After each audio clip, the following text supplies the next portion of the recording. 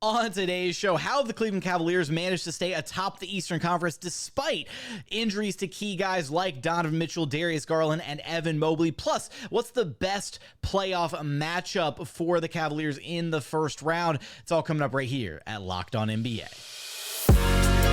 You are Locked On NBA, your daily NBA podcast. Part of the Locked On Podcast Network, your team every day. What's up and welcome to another edition of Locked On NBA, the biggest stories with the local experts. I'm your host, Jackson Gatlin, also host of Locked On Rockets right here on the Locked On Podcast Network, your team every single day. Now, today's episode is brought to you by FanDuel. Get buckets with your first bet on FanDuel, America's #1 sportsbook, because right now new customers get $150 in bonus bets with any winning $5 bet. That's $150 if your bet wins, and all you have to do is wager $5. It's so easy. Bet on all of your favorite NBA players and teams with quick bets, live same-game parlays, exclusive props, and so much more. Right now, you can take a look at the outright betting favorites for the NBA title this season. The Boston Celtics, far and away the favorites at plus 210. Right behind them, the Denver Nuggets, plus 420 to repeat. Just behind the Nuggets, LA Clippers, plus 500. The Milwaukee Bucks at plus 700. And then in distant fifth place, the Phoenix Suns, plus 1,800. So for all that action and so much more, just visit FanDuel.com/lockedon and shoot your shot. FanDuel, official sportsbook partner of the NBA. Joining us now is the host of Locked On Cavs, Chris Manning. You can track down wherever you listen to your podcast and on YouTube. Just search Locked On Cavs. And Chris, the Cavs, unfortunately, fresh off a loss to the New York Knicks. But this was a weird game because, so obviously, Cavs, they were without Donovan Mitchell, Caris LeVert, but Jalen Brunson goes down not even 60 seconds into this game, which sort of evens the playing field, I would argue, a little bit across both teams. So what exactly happened to the Cavs in this game? The Knicks, I think, were just gutsier than them, tougher than them. Frankly, they played at a higher pace. They got rebounds. They did everything they could, I think, to really fluster the Cavs and just be tougher than them a lot of the ways. Cleveland at points got in this game. They were leading at halftime. Then they just would kind of take their foot off the gas for whatever reason. The Knicks just don't take their foot off the gas. They're tough. They're gritty. That was really the difference. If I think fairly last year the Cavs were looked at as kind of being soft in the playoffs. I don't think this is not the kind of game that's going to help them, beat those allegations. This was a loss that I think a tougher team, a team that just kind of had their foot more on the gas the whole time. I think they could have won this game. Now, I am curious. I have a follow-up here for you in a second, but I do want to know, how severe are these injuries to Mitchell, LeVert? Like, how much time are they expected to miss right now for this Cavs team?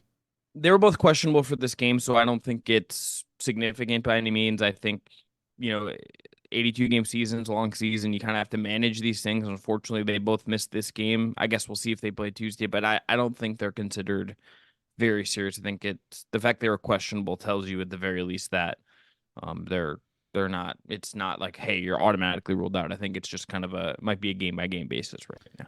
Now, you mentioned the toughness angle here, right? How does a team like the Cavaliers, who maybe are, have been questioned at times in the past for their lack of toughness, how do you, as a team, get to be a tougher team or get other teams to think of you or to be just more physical when it comes to your opponents, your play style, all that? Is that something that JB Bickerstaff has talked about at all or addressed at least? He after the game, he was clearly, I think, kind of frustrated by the effort, and I think that's where it starts. I think just at times this team does not always show up and play consistently, show up and kind of put their foot on the gas all the time and be aggressive. Darius Garland, I think, is maybe the best example of this in this particular game. When this team looked at its best, and aside from Sam Merrill and some Isaac Okoro moments, it was because Darius Garland was taking shots, being aggressive, and getting downhill and trying to make some plays. He wasn't being passive. When he was passive, the game gets away from Cleveland. I think at times this team just kind of is waiting for the game flow to come to them. I think to slightly, I think, defend them in this game, it did feel like that maybe the Brunson injury kind of like let them kind of mentally relax a little bit. But I think to the Knicks' credit, you kind of see the difference there. The Knicks almost like doubled down, and Josh Hart played 45 minutes, and Miles McBride basically played the whole game, and DiVincenzo played 40 minutes. Like, those guys just kind of come out and work and grind and don't ever get phased, and the Cavs were the opposite. I think they kind of have to prove that they aren't going to do this, frankly, if they're ever going to beat that rap.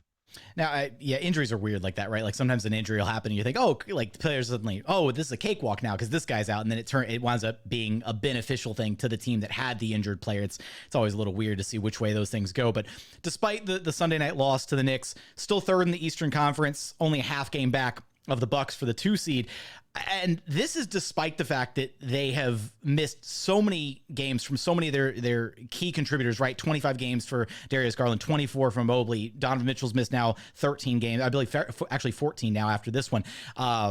Jared Allen's missed a handful of games here and there. How has this team been able to survive so many injuries and still have the success that they've had this season, this most recent game notwithstanding, obviously? Yeah, I think it's pre-All-Star break. They go on this really long run that kind of pushes them up the standings and gives them and created the cushion they have now that they haven't, exactly defended well since the All-Star break. And I think that was built on Mitchell. That was built on how great he was playing and the play style they had and the 3-point heavy offense. Sam Merrill and other guys, I think, really blossoming. Some of that identity feels like to me that it's kind of been reverted back a little bit since the All-Star break. As they're trying to kind of reintegrate everyone and get everyone into a real rhythm. I think that's certainly a problem. I think they did also play a pretty easy schedule when they went on that run. Obviously, just play who's in front of you, but they took advantage of a really good opportunity to go on a run there.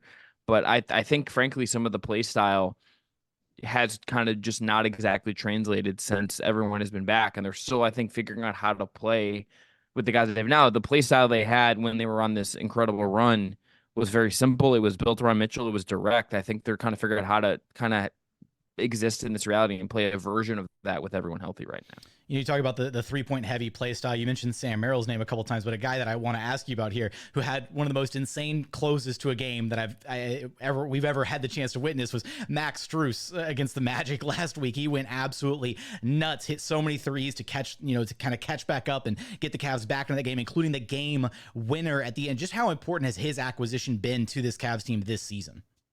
He's been huge. Even on nights where he's not making threes, he cuts, he defends, he's competitive. He is everything I think that they needed in a role player.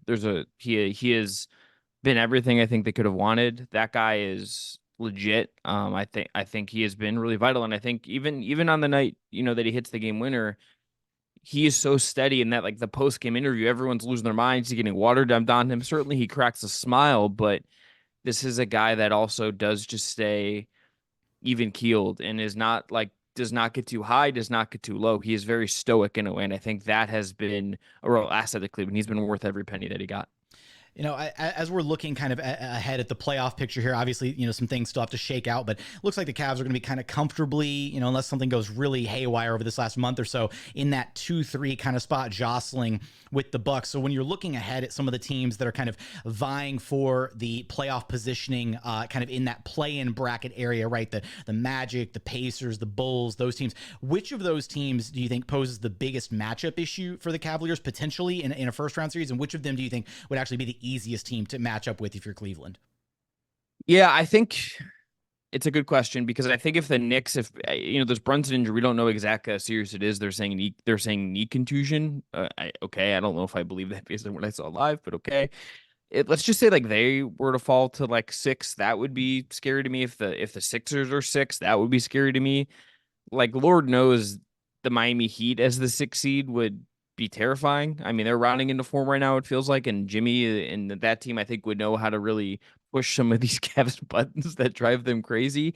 I think if you're Cleveland, you really want Indiana and Orlando, one of those two teams, to be the team you get in round 1. That would be, I think everyone is kind of, hoping for that. Honestly, I think that's where everyone would kind of be hoping for. Maybe the Bulls sneak in there somehow, I guess, if there's a play-in thing involved and the Cavs end up as the 2 seed. But I think you don't want the Knicks, you don't want the Sixers, you don't want the Heat, you want an Indiana, you want an Orlando. Even if those teams obviously pose challenges and there's things to like about those teams are just not as proven, not as intimidating in some ways as the other ones. Yeah, the younger, more unproven, kind of fresh meat a little bit in the playoffs, so you might have a slight edge there for sure. No, that makes perfect sense. Last thing I've got for you here, Chris, thoughts on LeBron passing 40,000 points?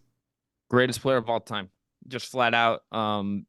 Getting to watch him basically my entire life, it feels like, has been my favorite thing to do as a basketball fan. it is kind of interesting to me that there's something to be said that right now where he's at in his career, he loses to the Thunder when he passed Kareem. He loses to Denver when he hits 40,000. He's in a different, it's challenging for him to just win right now in these big moments. And it's not really due to him or his greatness. It's just the team he's on right now is kind of struggling, and it's an uphill battle for him. So that's interesting to see him kind of have to navigate these two different kind of moments and momentums. But to me, that's the greatest player that has ever played basketball. And to me, it's been the greatest thing for me as a basketball and as an NBA fan is to watch him go from the first bucket in Sacramento to this. I can't say I've seen like every one of those live. That's a lot of basketball, and I was young and he played in the Heat, all that stuff. But it's literally a lifetime of basketball. Like that's kind of crazy. It's multiple. It's crazy. Literally. I was in third grade when he started playing in the NBA, and now I'm in my 30s. Like that is unbelievable. I will never have, and I think everyone in my generation from Cleveland will kind of feel the same way. If they're interested in the NBA, I will never have a watching experience of watching him in the way that I have him. And it's one of one. It's unbelievable. And it's closer to in the beginning now, and that's bittersweet. But the fact that 40,000 is just a testament to how great that guy is.